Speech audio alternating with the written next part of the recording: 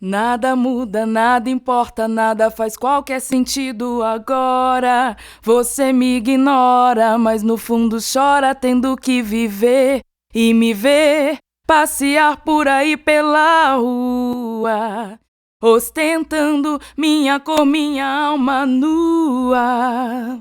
Sinto muito, é que eu aprendi a me amar, apesar de todo o desprezo deste teu olhar.